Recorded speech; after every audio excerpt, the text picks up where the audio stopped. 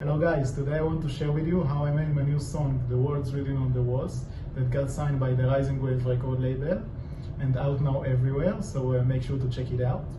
And step one would be find a nice melody.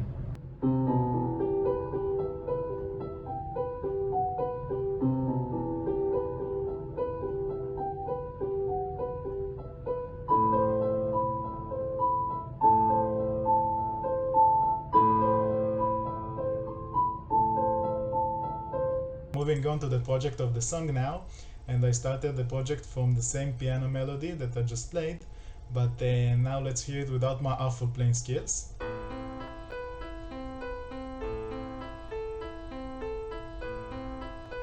Yeah, definitely better. Then I added those scary strings, the notes in different octaves, but it's the same melody that the piano playing.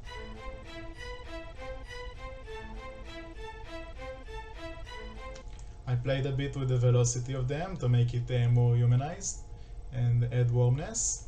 It's not some fancy plugin, just the FL Studio Direct Wave. Next, this piano melody that more sustained at the background.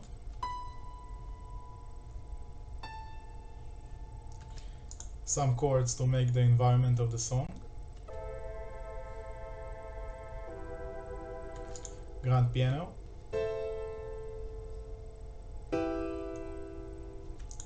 And the deep bass, because this is the vibe of the song, a bit dramatic, and like the strings we need some scary elements.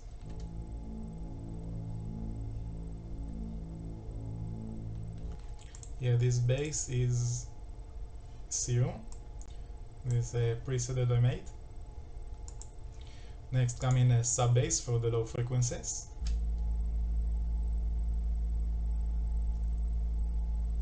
And next this ARP.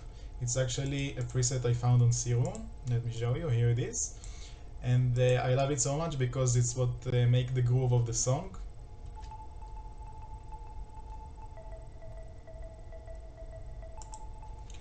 Next comes this nice ear candy. And what's so special about it, that it's going from one side to another because I added a lot of reverb and delay on it, and then put a pancake, so it's going from the right to the left.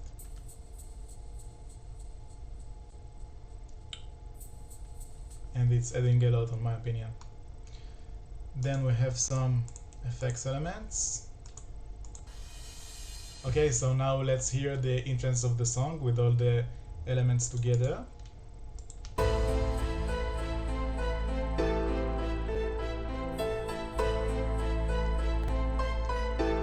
Yes, it's getting these dark, scary vibes of the song. And now let's take a look at the build-up. So the build-up is still the same instruments, but I added another few. Let's take a look. First of all, this organ is another nice layer.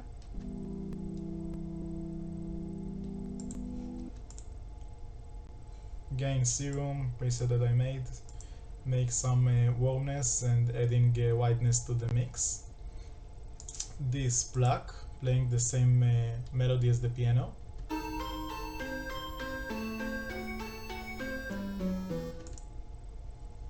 Again, FL Studio Direct Wave. And now it's time to add some drums to make the groove of the song. So I started the drums from this nice loop.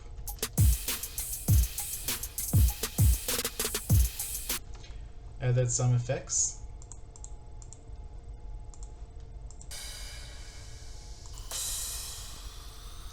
And I felt like we're lacking of some punch, so we need this kick. With the snares.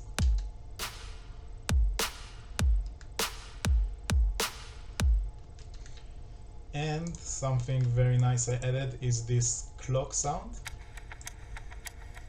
As you can see, it's a bit compressed with the reverb. That's what makes the wideness of it. It's filling a lot of space. And some risers for the snares. As you can see, I have a lot of automations here, volume automations for the pluck and the melodies. EQ automations to slide to the drop with more power, reverb automations for the ARP, and panning automations for the effects, even distortion automations. So now let's hear all the build up together.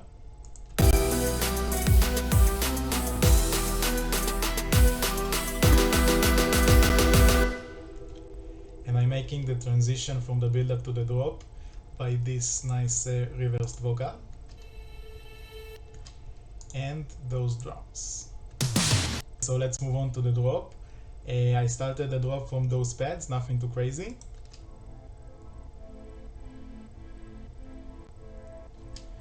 Next come those leads. There are a lot of instruments together. I think the key to get a powerful leads is to layer them, some of them mono, some of them stereo. But yeah, I'll work with silent a lot. I think most of them are silent. Yeah, Inspire. And 0. So together they sound like this.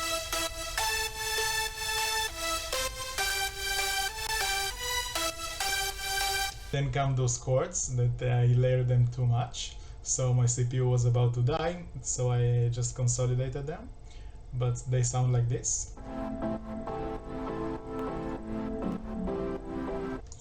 Atmosphere with the same notes as the chords, but with more reverb to make it at the background, and of course quieter. Bass, also a lot of layers together. Silent, again silent, another silent, and another silent, and silent. But of course you need to divide them for the high, for the mid, and for the low, and together they sound like this.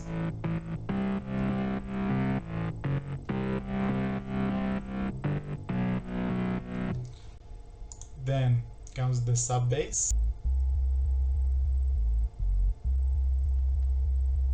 Let's talk about the beat of the drop. So I started the beat from this nice claps loop.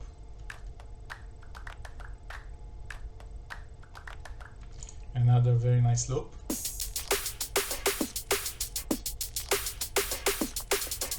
And of course a punchy kick. Together with the snares.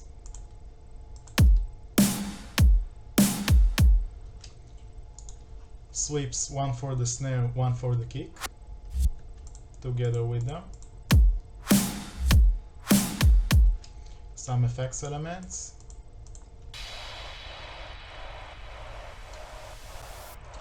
And the nice ear candy.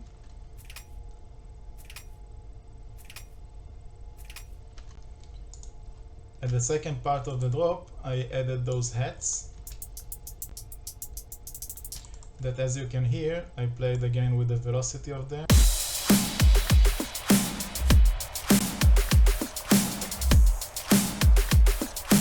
Let's talk about the automations that I'm using. So all of those automations are just sidechain. Sometimes I use the compressor for the sidechain, but for this one I just prefer to do it like this with the fruity balance. Then we have panning automations for the effects, distortion for the leads, and reverb automations for the chords and for the leads to fill up the space. EQ automations and distortion automations. So all the drop together would sound like this.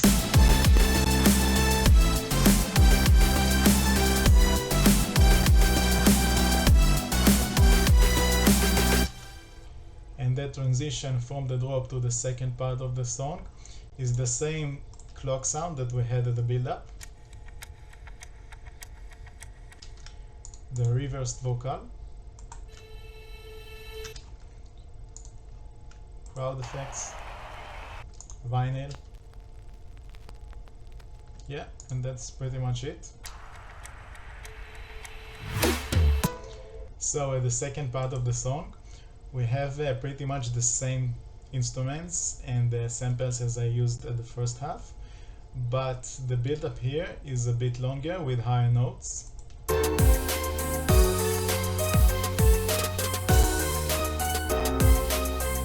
making it even more dramatic and scary. And the drops are the same. The second drop is the same as the first one. So now we want to make it even more interesting. So we'll use the help of my dad to play the live guitars for this one.